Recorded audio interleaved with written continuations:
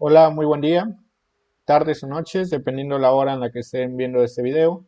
Mi nombre es Cuitlahua Rafael Sánchez Álvarez, estudiante de la escuela ESIME Zacatenco, perteneciente al Instituto Politécnico Nacional. A continuación les presentaré un proyecto para la evaluación de la materia de Control de Procesos 2, impartida por el profesor Sergio Isaí Palomino Reséndiz en el grupo 9AV1. Los puntos a desarrollar dentro de ese proyecto son seis. El primero es análisis del proceso. Segundo punto, análisis de la planta. El tercer punto, el diseño de la estrategia de control. Cuarto punto, el desarrollo del proyecto. Como quinto punto tenemos la simulación. Y por último, estaremos hablando sobre las conclusiones obtenidas durante el desarrollo de este proyecto. Bueno, se me pasó a mencionar, el proyecto lleva como nombre el control en cascada de un proceso de regeneración catalítica o también llamado craqueo catalítico. Es importante mencionar que este proceso es el más importante dentro de una refinería y más ampliamente utilizado para la conversión de aceites pesados en gasolina más valiosa y productos más ligeros. Como en la figura 1 podemos observar, esta unidad de cracking catalítico perteneciente a la refinería estatal Esmeralda, pues es una planta demasiado grande, la cual está formada por diversos procesos y diversos sistemas de control. En este caso solamente nos centraremos en un proceso, el cual será medir el reactor, la temperatura en el reactor de la unidad. Bueno, hablamos un poco más sobre la descripción de este proceso.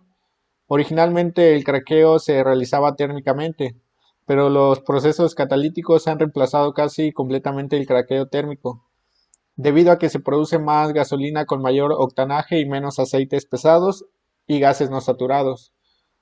Todos los procesos de craqueo catalítico que se utilizan hoy en día se pueden clasificar en unidades de lecho móvil o de lecho fluidizado. Existen varias modificaciones bajo cada una de estas clases dependiendo del diseñador o constructor, pero dentro de la misma clase la operación básica es muy similar. Los catalizadores utilizados en ambos procesos son químicamente similares y difieren solo en su configuración física. La unidad de lecho móvil utiliza bolitas de catalizador o cilindros de un diámetro aproximado de un octavo a un cuarto de pulgada, y el catalizador de lecho fluidizado tiene un tamaño medido de partículas alrededor de 50 micrones. Un catalizador es una sustancia que se puede añadir a una reacción para aumentar la velocidad de esta reacción sin ser consumida en el proceso. Dentro de ese proceso de craqueo catalítico se produce carbón, o también denominado coque, que permanece sobre las partículas del catalizador, rebajando su actividad. Para mantener la actividad del catalizador a un nivel útil es necesario regenerar el catalizador eliminado por combustión con aire a ese coque. Como resultado, el catalizador se traslada continuamente al reactor, del reactor al regenerador y de nuevo al reactor. La reacción del craqueo es endotérmica. Bueno, a medida que la reacción avanza, el catalizador se desactiva progresivamente debido a a la formación de coque en la superficie del catalizador. El catalizador y los vapores de hidrocarburos se separan mecánicamente y el aceite que permanece en el catalizador se elimina mediante agotamiento con vapor antes de que el catalizador entre en el regenerador. Los vapores de aceite se llevan por la parte superior a la columna de fraccionamiento, que es esa columna, la que se muestra en la imagen. Los vapores del aceite se llevan a la parte superior de la columna mencionada para su separación en corrientes que posean los intervalos de ebullición deseados. El catalizador debilitado fluye en el regenerador y se reacciona por eliminación de los depósitos de coque mediante combustión con aire, la cual estaremos describiendo este proceso detalladamente más adelante de la presentación.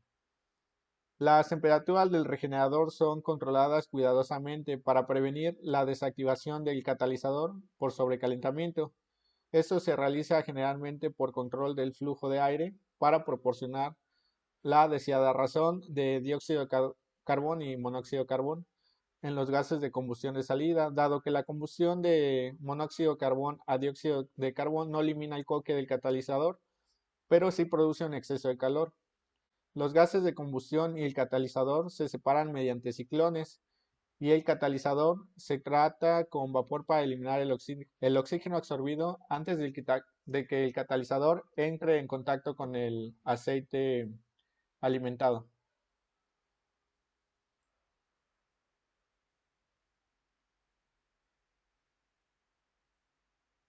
Bueno, continuamos con la presentación del proyecto.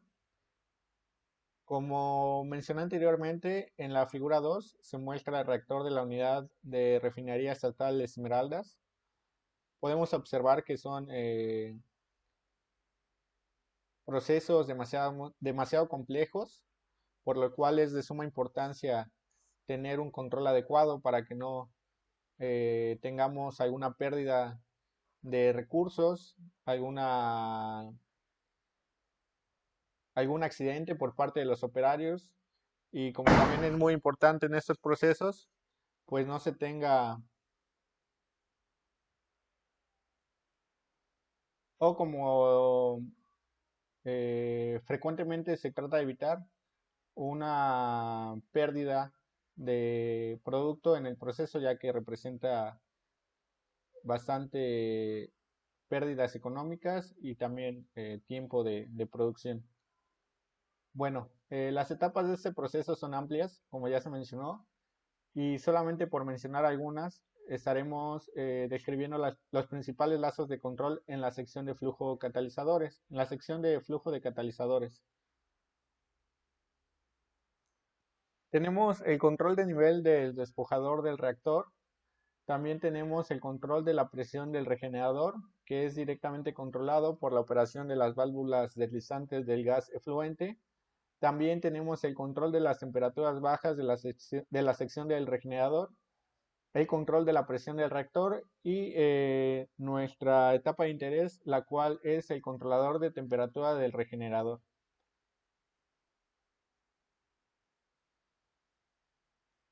Bueno, en la segunda etapa estaremos hablando sobre el análisis de esta planta, para la cual nos apoyaremos en los diagramas realizados en AutoCAD.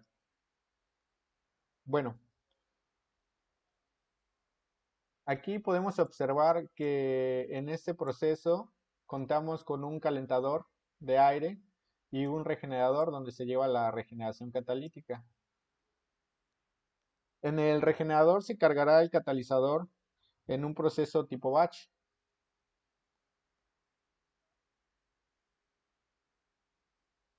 En un proceso tipo batch es una regeneración por lotes. Entonces, ¿cómo se lleva a cabo la regeneración y cómo la hacemos para eliminar el coque o carbón que está en la superficie porosa del catalizador en nuestra parte de regeneración? Lo que se hace es inyectar aire caliente por la línea de entrada del regenerador, la cual es esta línea que va del calentador al regenerador. Pero se tiene una serie de restricciones. Primero, si se inyecta aire en exceso caliente, lo que puede hacer es dañar el catalizador y mermar su capacidad catalítica, sus propiedades de catalizador. Y segundo, si se inyecta el aire relativamente frío, pues no se va a llevar a cabo la regeneración o se hará de una manera muy lenta. Entonces, para asegurar que la temperatura dentro del regenerador sea la adecuada, se instala un sensor de temperatura. Para eso nos pasamos al segundo diagrama. el cual está compuesto por un lazo simple retroalimentado,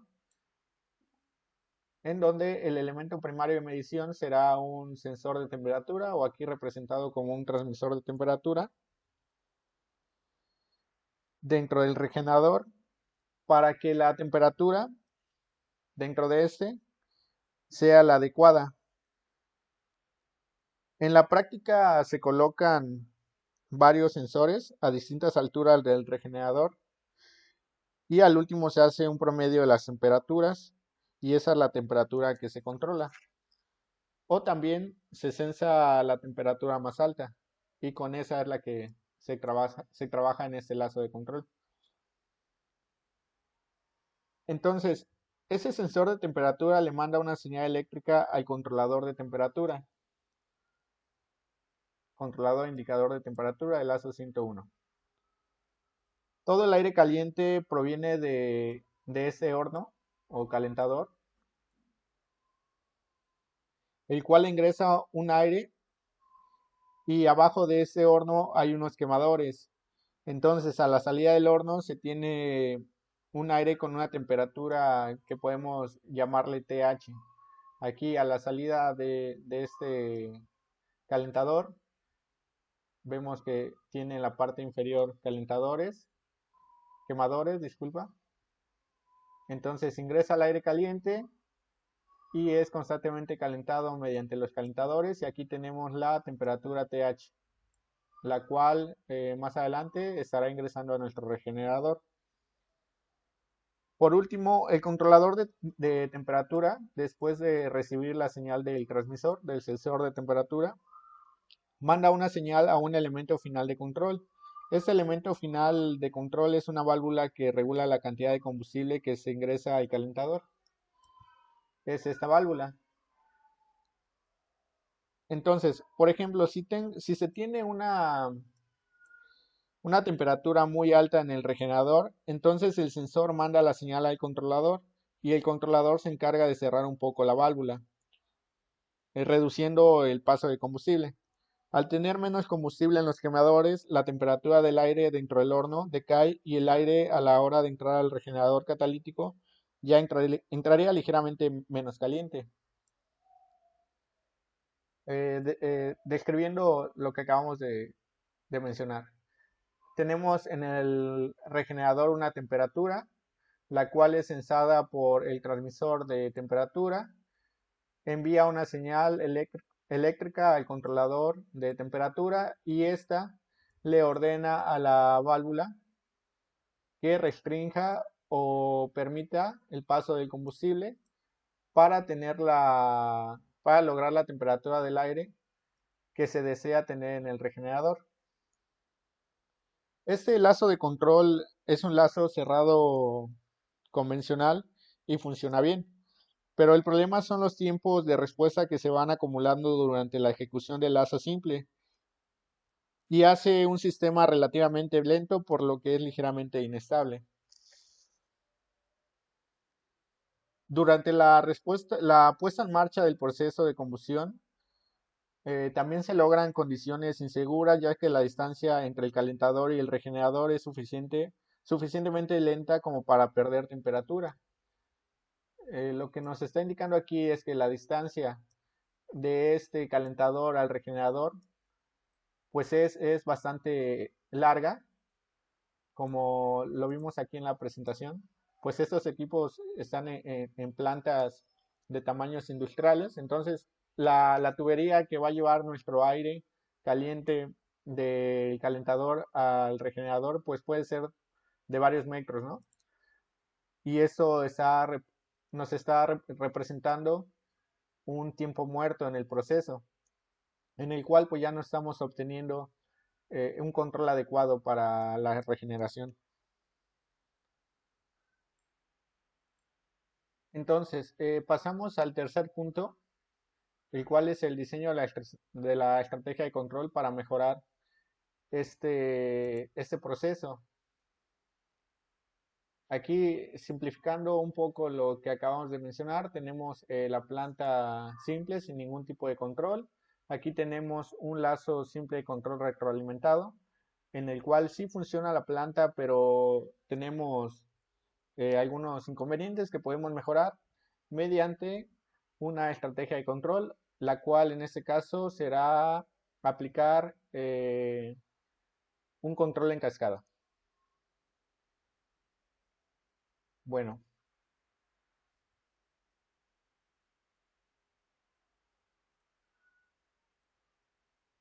para el control en cascada tenemos el siguiente DTI, en el cual para eliminar la cuestión de tiempo lento o tiempos muertos se puede aplicar el esquema siguiente, el cual se encarga de dividir el proceso en dos sistemas. Uno será el horno y otro el regenerador. Cada uno tiene sus propias perturbaciones. Entonces, técnicamente estamos manipulando la temperatura del aire que va a ingresar al regenerador catalítico para asegurar que la temperatura del lecho o la temperatura que habíamos descrito como TC, la temperatura aquí, sea la adecuada. Antes de pasar a la descripción de este lazo de control, es importante mencionar algunos criterios de diseño para el control en cascada. Por ejemplo, podemos decir que cualquier desacoplamiento deberá establecer la identificación de las variables o parámetros que influyen en la dinámica, de tal forma que la propuesta no involucre mayor complejidad que el lazo anterior. También otro punto de criterio para el diseño de un control de cascada es aclarar que sin excepción alguna debe existir una relación de causalidad entre la variable principal y sus derivaciones. Es decir, nada queda oculto en este proceso. Una más es que las acciones de control de los lazos internos siempre sean más rápidas que las de lazos externos. Este punto es muy importante ya que es el que define mayormente esta estrategia de control. Alguna de las ventajas del control en cascada es que produce estabilidad en la operación, ya que limita posibles transacciones que están afuera del alcance o robustez del controlador principal. También las perturbaciones que pueden afectar o intervenir en el lazo interno se resuelven con su propio controlador, lo que significa que no alcanza a modificar la dinámica del lazo externo. Y por último, la sintonización puede realizarse de forma individual, comenzando por el lazo interno fuera de línea. Algunas de las limitaciones del control en cascada es que la estrategia solo puede aplicarse en los casos donde el control y la planta logran desacoplarse, eso sin afectar o desviar el objetivo principal. También debe aplicarse en sistemas donde las variables de interés puedan obtenerse de forma simple a través de una estimación o medición correcta. Entonces, eh, en este lazo de control es importante identificar cuál es el lazo interno, el cual debe de tener una respuesta más rápida que el lazo externo, a los cuales podemos definir como controlador primario y controlador secundario. El controlador primario debe ser el controlador final de la planta, y los controladores secundarios o sucesivos son los que están dentro de este último controlador. En este caso, vemos que a diferencia del anterior diagrama de control, el cual repetimos que es un lazo simple retroalimentado, pues agregamos un controlador más y también un sensor adicional, los cuales van a influir en el mismo elemento final de control, que es la válvula de combustible. Bueno, esto se hace para controlar la temperatura del aire que va a salir en nuestro horno, en nuestro calentador, para asegurarnos que sea la adecuada a la entrada del regenerador, ya que esto nos garantizará que funcione de una manera adecuada y no se estén presentando los tiempos muertos de los que ya habíamos hablado. Entonces, este lazo de control sería nuestro lazo primario, el cual está actuando de una manera más rápida y mandando una señal de salida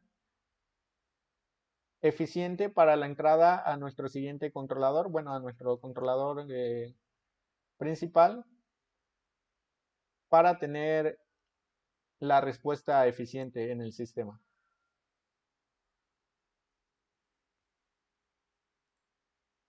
Bueno, también dentro de ese punto es importante mencionar los valores reales a los cuales va a trabajar nuestra planta.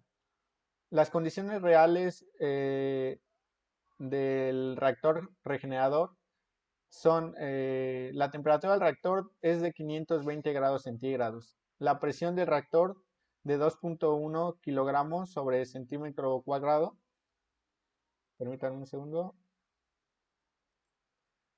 la temperatura del reactor es de 750 grados centígrados y la presión del regenerador de 1.8 kilogramos sobre centímetro cuadrado. Estos valores nos servirán para hacer la simulación de nuestro lazo de control a bloques, los cuales los obtuvimos mediante la bibliografía que se adquirió y pues son unos valores propuestos para que nuestra simulación funcione de manera correcta. Se propone que los controladores sean proporcionales únicamente. Aquí tenemos el diagrama de bloques de un controlador simple por retroalimentación, donde están representando estos bloques, el primero el controlador, este segundo bloque representa la función de transferencia de la válvula de combustible, el siguiente es la función de transferencia del calentador, aquí tenemos también la función de transferencia del regenerador, tenemos también la entrada de aire y pues nuestra primera retroalimentación. Y en este segundo diagrama de bloques tenemos la representación del control en cascada, en el cual vemos que se anexa un segundo lazo de control. Únicamente aquí recorremos el punto suma y agregamos una segunda retroalimentación.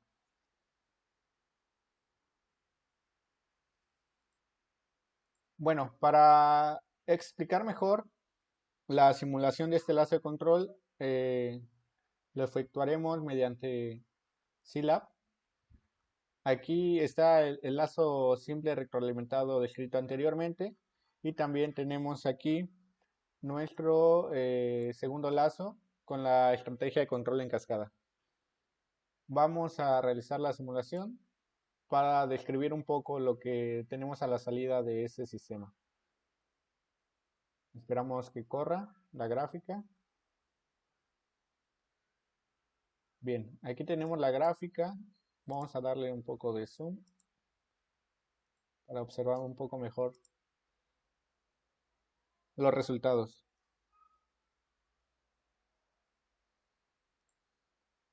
De la gráfica de lazo simple se puede apreciar que tenemos oscilaciones por un tiempo considerablemente largo. Este lazo simple está representado por la línea negra. Entonces, ¿esto quiere decir que es un control malo? No, no es así, no es un control malo. Esto solo nos dice que es un control relativamente lento y relativamente inestable. En conclusión, hace su trabajo, pero podríamos tener una mejor respuesta de control haciendo un esquema de control en cascada como lo estamos efectuando. Para el esquema de control tipo cascada solo se tuvo que recorrer la retroalimentación a la salida del calentador para hacer un lazo de control exclusivo de la temperatura de salida del calentador. En la gráfica se observa que el control simple tiene un sobreimpulso significativamente grande. Este sobreimpulso, este pico que vemos aquí, prácticamente estamos llegando a las 3 unidades. A la hora de bajar, la inercia no le permite detenerse antes de seguir y comenzar a oscilar. Así que se pasa de nuestro valor de consigna y empieza a oscilar. Sí hace su funcionamiento de control, pero es relativamente lento. Se observa que tarda aproximadamente 40 minutos en estabilizarse de manera satisfactoria, pues estamos hablando de un controlador lento, ya que 40 minutos para la planta pues sí representa un retardo considerable. Ahora, en la línea verde que representa el control en cascada, eh, este control recibe exactamente la misma perturbación y el mismo tiempo para ambas gráficas. Tenemos los mismos parámetros. También tiene sobreimpulso al igual que el control simple, pero el sobreimpulso en esta eh, no llega tan alto como lo vemos aquí. El sobreimpulso del control en cascada apenas supera la unidad, mucho menos de la mitad del lazo simple. La cresta del control en cascada la tenemos antes también. Aquí tenemos que la cresta está aproximadamente en los 6 minutos, a diferencia del lazo simple que está por los 10 minutos. También tiene inercia y se pasa de nuestro punto de ajuste, sin embargo no se pasa tanto como el control convencional y oscila poco.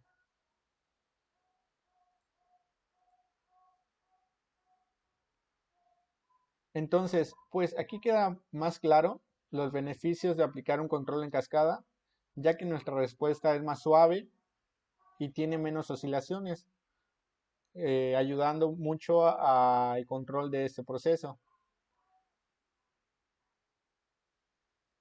Ya que observamos los resultados en esta gráfica que representa nuestros lazos de control, podemos pasar a la simulación, la cual la tenemos en, en LabVIEW. Eh, tenemos representado aquí nuestros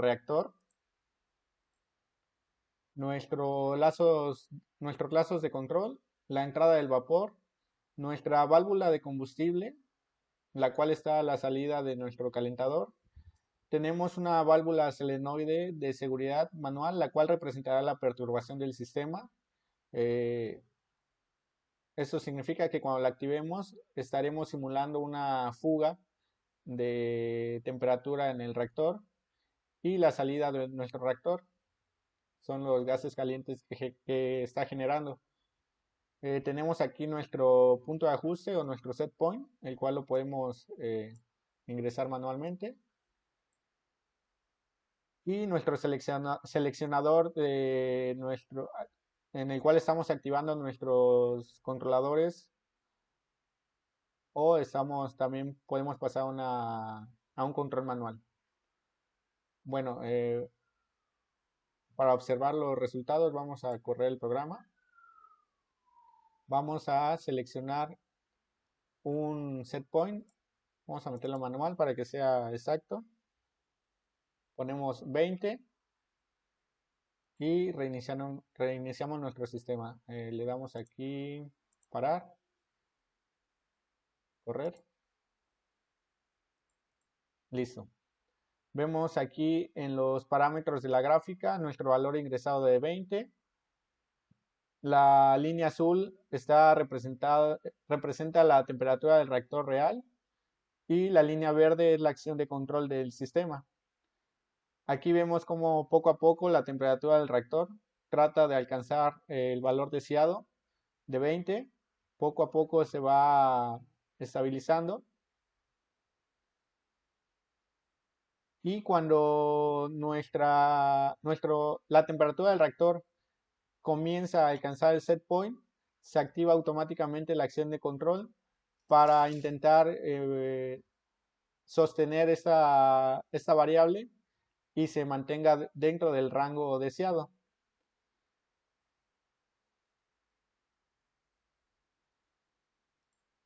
Bueno, aquí vamos a cambiar nuestro punto de ajuste, lo vamos a poner en 50. Reiniciamos el sistema. Con el ajuste en 50 vemos cómo rápidamente la acción de control permite que se abra la válvula de combustible para alcanzar la temperatura deseada. Aquí tiene un sobreimpulso del sistema, por lo cual vemos que rebasa la consigna ingresada y poco a poco empieza a decrecer para retomar el valor que estamos esperando. Bueno, ahora vamos a activar nuestra válvula solenoide en la cual representamos la perturbación del sistema, la fuga de temperatura, para ver que nuestra acción de control rápidamente se acciona para intentar eliminar esta perturbación en el sistema. La accionamos y vemos cómo sube para tratar de equilibrar la pérdida que se está teniendo en el sistema. Una vez que ya eliminó esa perturbación, disminuye y ahí la vamos a ver oscilando hasta lograr poco a poco que la temperatura del reactor se mantenga en el valor deseado. Aquí en los parámetros de nuestro controlador, vamos a parar la simulación. En los parámetros de la simulación vimos aquí en la diapositiva que se proponían que los controladores sean proporcionales únicamente y también se proponía un valor para la acción integral, la cual la vemos aquí. El valor es de 0.2. Ese valor se obtuvo mediante un cálculo de sintonización de los controladores para tener una respuesta más eficiente del sistema. Entonces, vamos a ver si es cierto. Le ponemos el valor de 0.2 y bueno, el valor de consigna, solamente para representarlo mejor, lo vamos a bajar a 35.2. Corremos y vemos cómo con este cambio que hicimos en la acción, en el tiempo integral, la acción de control es más suave, tiende, tiende a funcionar de manera más lenta, pero más estable, haciendo que sea más seguro a nuestro sistema. A la hora de bajar también no vemos que oscile abruptamente y vemos como poco a poco la temperatura del reactor alcanza el valor deseado de manera más eficiente. Y con eso comprobamos que evidentemente si se hacen los cálculos correspondientes para la sintonización de nuestro controlador, pues podemos obtener una respuesta mejor. Aquí vamos a apagar la perturbación. Vamos a cambiar una vez más el set point durante la ejecución de la simulación para que se vea la acción en tiempo real. Vemos como poco a poco los valores se empiezan a establecer.